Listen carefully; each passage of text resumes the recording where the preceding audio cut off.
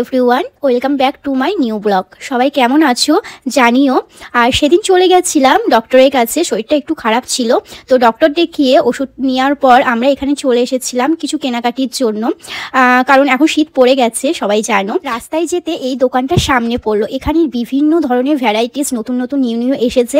তো আমরা এখানে এসে দেখলাম অনেক কিছুই নতুন ছিল, বাচ্চাদের বিশেষ করে খুবই কিউট কিউট জিনিস ছিল, যেগুলো হচ্ছে সোয়েটার, টুপি আর এভরিথিং সব কিছুই ছিল। তার সঙ্গে আমরা দেখছিলাম যেটা আমাদের দরকার, সেটা হচ্ছে ব্ল্যাঙ্কেট।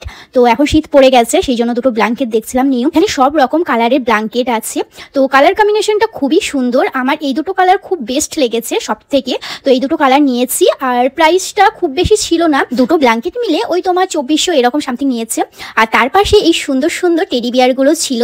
অনেকেই জানো টেডি বিয়ার আমার কতটা প্রিয় আর কতটা পছন্দের, যেটা বলে বোঝানো যাবে না। আমার ঘরে কিন্তু সবসময় টেডি বিয়ার থাকে, তো অনেকেই ভিডিওতে দেখেছো বা ব্লগে দেখেছো। আর এখানে তোমরা দেখতে পাচ্ছ কত টেডি বিয়ার, কোনটা ছেড়ে কোনটা নেব আমি আর ভেবে পাচ্ছি না, কনফিউজ হয়ে গেছি। তো তার মধ্যে এটাকে আমি দেখলাম, মানে এত সুন্দর লেগেছে টেডি বিয়ারটা, আর এত কিউট, মনে হচ্ছে আসলি ডগ পেয়ে গেছি আমি। এই টেডি বিয়ারটা তোমাদের সঙ্গে শেয়ার করেছিলাম, অনেকেই অনেক ভালোবাসা দিয়েছো আর অনেক পছন্দ করেছো। তো আমি এই টেডি বিয়ারটা নিয়েছিলাম এখান থেকে। তারপর সন্ধ্যের সময় কিছু খাওয়া দাওয়ার জন্য প্যাক করে নিয়েছিলাম এখানে কিছু স্ন্যাক্স, যেটা ছিল বড়া পাও, আমার খুব ভালো লাগে খেতে, তো এখান থেকে নিয়েছিলাম। তারপর এই যে বাড়ির দিকে সোজা রওনা হচ্ছি। বাইরের ওয়েদারটা জানো তো এখন প্রচুর ঠান্ডা, ঘরের ভেতরে থাকলে না ঠিক বোঝা যায় না যে বাইরে কতটা ঠান্ডা পড়েছে। এই ঠান্ডার ওয়েদারে আমি যেন পুরোই শীতকাতুরে হয়ে যাই। দেখো রাস্তাটা পুরো ফাঁকা, মানে সেরকম লোকজন নেই, প্রচুর ঠান্ডা পড়েছে তো এখন, সেই জন্য বাড়ি যাওয়ার পথে কিছু সবজি কেনাকাটি করতে হবে। তো আমরা এখানে দাঁড়িয়েছিলাম, এখানে টাটকা টাটকা খুব সুন্দর সুন্দর সবজি আছে।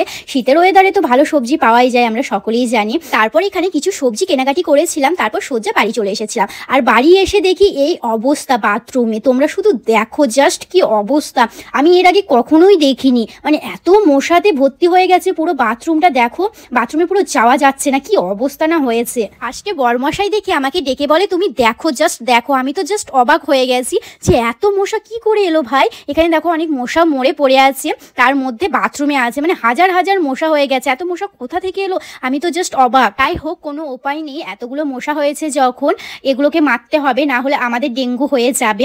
তো অল আউটটা নিয়ে বাথরুমে দিয়ে দিয়েছিলাম, পুরো মশাগুলো মরে গেছিল। আমি কখনোই এর আগে এত মশা দেখিনি, তোমরা কি দেখেছো অবশ্যই আমাকে জানিও কমেন্ট বক্সে, যদি এত মশা দেখে থাকো। তো রীতিমতো পুরো আমি অবাক হয়ে গেছিলাম যে এত মশা কি হয়, মানে গুনে শেষ করা যাবে না, হাজার হাজার মশা।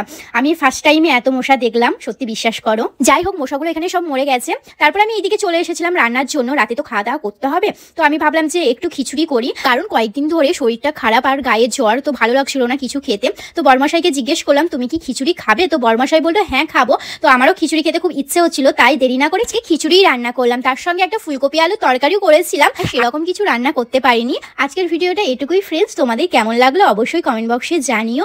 আর ভালো লাগলে একটা লাইক কমেন্ট করে দিও, আর পেজটা ফলো রেখো, আমার চ্যানেলে নতুন নতুন ভিডিও তোমরা দেখতে পাবে। তো আজকের মতন টাটা, বাই বাই, সবাই সুস্থ থাকবে, ভালো থাকবে। নেক্সট ব্লগে খুব শীঘ্রই দেখা হচ্ছে তোমাদের সঙ্গে।